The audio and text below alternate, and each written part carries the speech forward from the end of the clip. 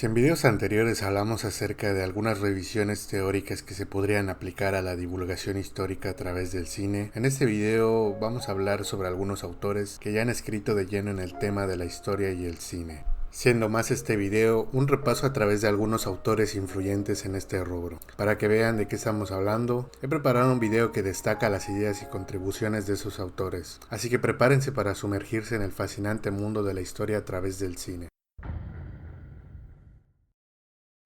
Empezamos este video con un viejo conocido, Marc Ferro. Por si no viste el anterior video en el que hablaba de Marc Ferro, aquí te explico que Marc Ferro es un historiador importante de la Escuela de los Anales, fundada en el 29 por Marc Bloch y Lucien Febvre. Esta escuela en sí cambió la forma de entender la historia, al dejar de lado un poco el enfoque de hechos políticos, biográficos, y en su lugar incorporar otras ciencias sociales como la psicología, la geografía, la economía y la cultura. Bueno, ahora hablemos un poco sobre las posturas que tenía Ferro acerca del cine y la historia. Ferro creía que el cine debía verse como un documento histórico que refleja las creencias, las imaginaciones de la sociedad en la que se crea. Él cree que los historiadores deberían analizar el cine en relación con la sociedad, considerando diferentes perspectivas, ya sea desde el poder o desde la experiencia de las personas comunes. Una manera en la que, por ejemplo, se me ocurre que podríamos aplicar el análisis de Ferro a un contexto de un ejemplo, tal vez podría ser en la película Casablanca de 1942. Yo creo que, por ejemplo, Ferro vería a Casablanca como un reflejo importante de las tensiones en la Segunda Guerra Mundial, pues esta película no solo tiene como contexto de trasfondo la Segunda Guerra Mundial, sino que fue filmada en su totalidad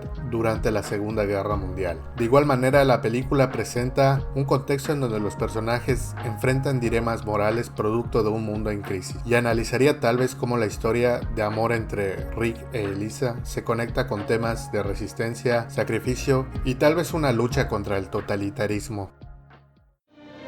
But what about us? We'll always have Paris. We didn't have, we lost it until you came to Casablanca. We got it back last night. When I said I would never leave you. And you never will. But I've got a job to do too. Where I'm going, you can't follow. What I've got to do, you can't be any part of. Ilsa, I'm no good at being noble, but it doesn't take much to see that the problems of three little people don't amount to a hill of beans in this crazy world. Someday you'll understand that. Now.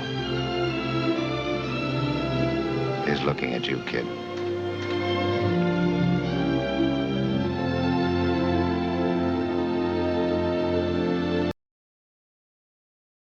El segundo personaje del que vamos a hablar es Robert Rosenstone. Robert Rosenstone es un historiador estadounidense y profesor emérito de historia en el Instituto de Tecnología de California. Su trabajo en proyectos cinematográficos le ha permitido investigar la relación entre la historia y el cine. Dos de sus obras más conocidas, Romantic Revolutionary, A Biography of John Reed de 1975 y Crusaders of the Left, The Lincoln Battalion in the Spanish Civil War de 1969, fueron adaptadas al cine, lo que le da una perspectiva especial sobre cómo se representa la historia en la gran pantalla.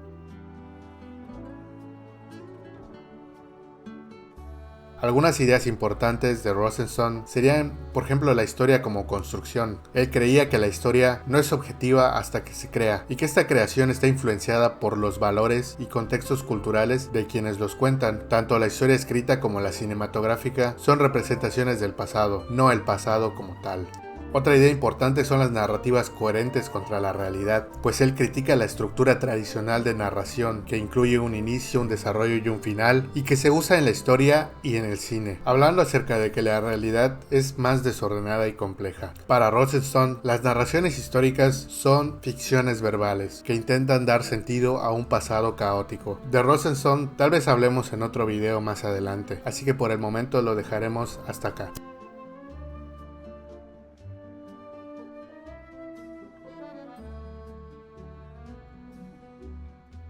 Del siguiente de quien hablaremos es de José María Caparrós Llera. Un poco de contexto sobre quién es. Es un investigador y profesor en la Universidad de Barcelona, conocido por su trabajo en el Centro de Investigaciones Film Historia, en donde estudia cómo se relaciona el cine y la historia, especialmente en el cine español. Algunas ideas importantes de María Caparrós podrían ser, por ejemplo, la promoción del estudio de cómo se representa la historia en el cine, tanto en España como en el resto del mundo. Otro punto importante que tiene María Caparrós a resaltar es que él ha tenido una clasificación de películas históricas. Él propone un sistema para clasificar las películas según su relación con la historia.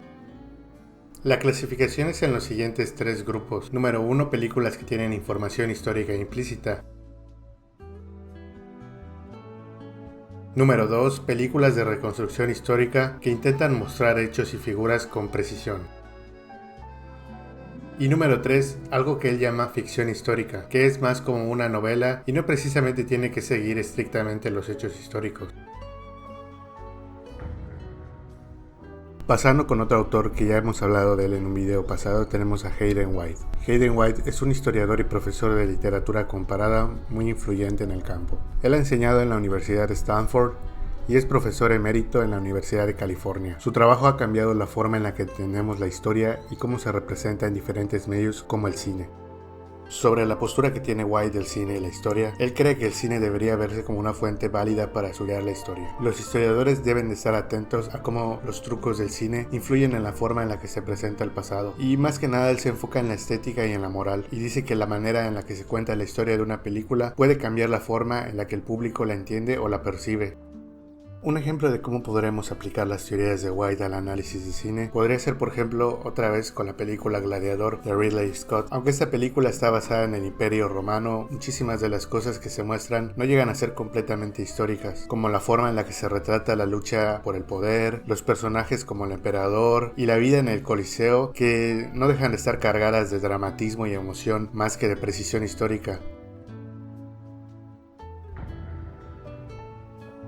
Ahora pasemos con un autor que no es historiador sino sociólogo, pero que igual ha hablado acerca del cine y la historia. Pierre Sorlain es un sociólogo y académico destacado, muy conocido por su trabajo en la relación entre cine y la historia. Ha sido director del Departamento de Medios Audiovisuales en la Universidad de Bolonia y profesor emérito de Sociología de los Medios Visuales en la Sorbona de París. También ha presidido la International Association of Media and History en Oxford.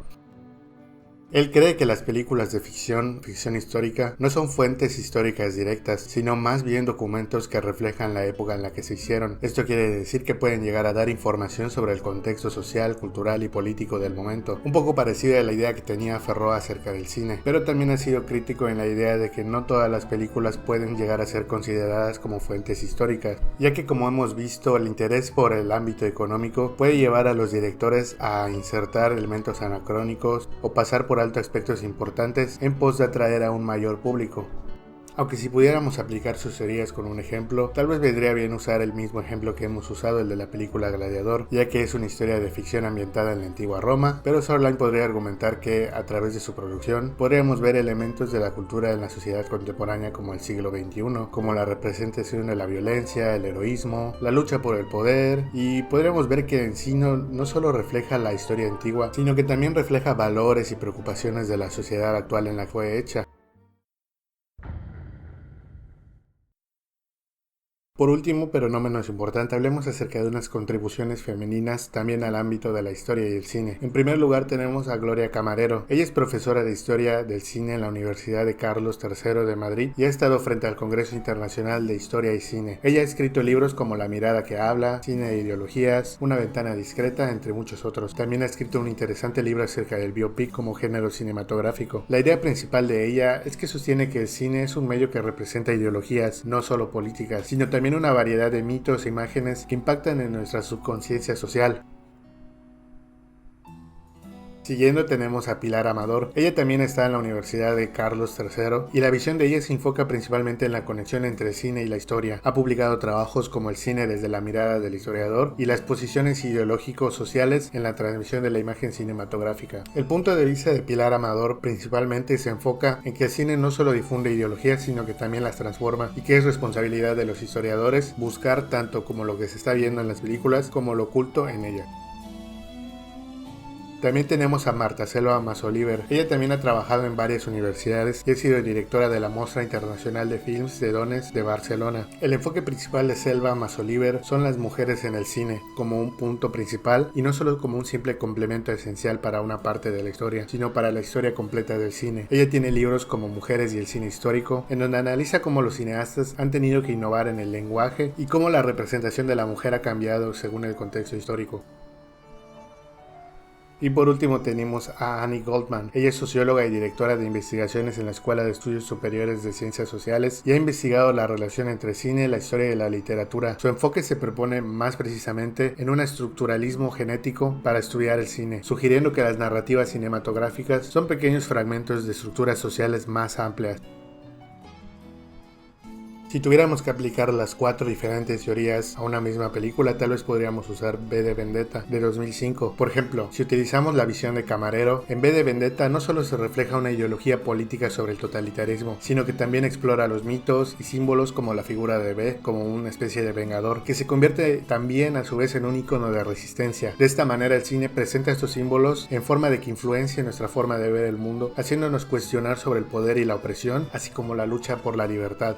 Desde la perspectiva, por ejemplo, de Amador, la forma en la que se presenta la historia de V de Vendetta está muy influenciada por el contexto de principios del 2000, un periodo de tensiones geopolíticas y sociales, especialmente después de sucesos como la guerra de Irak o el atentado del 11 de septiembre. Los historiadores, al analizar la película, no solo debemos considerar lo que se ve en pantalla, que es la historia de una sociedad totalitaria, sino también de lo que se está escondiendo, como las críticas veladas a las políticas de seguridad y el control social de esa época, y que también están presentes al día de hoy. En tercer lugar, la contribución femenina. En el papel de Selva Manso-Oliver se podría interpretar que aunque V de Vendetta es conocida por su enfoque en el personaje de V, el personaje de Evey, interpretada por Natalie Portman, también tiene un papel importantísimo y crucial en el desarrollo de la historia. Ella no solo es una figura femenina que evoluciona dentro de la trama, sino que también es una de las fuerzas principales que impulsa el cambio. Y esto resalta la importancia de las mujeres no solo como actrices, sino también como figuras clave en la narrativa del cine a la hora de contar historias. Por último, pero no menos importante, en el enfoque sociológico de Goldman, la película nos muestra un mundo distópico con un gobierno controladísimo, que refleja las preocupaciones sociales del momento en el que fue hecho, un poco como la que habíamos visto en la visión de Amador, y habla acerca de cómo una sociedad puede ser afectada por el poder y la vigilancia, temas que no solo, como hemos visto, son relevantes hace 20 años, sino que siguen siendo relevantes a día de hoy. Por último, ya para terminar, me gustaría decir que toda la información de este video fue hecha exclusivamente con el artículo de Lisandra Leiva Ramírez, Historia y Cine, algunos debates y vínculos entre sus historiografías y teoría.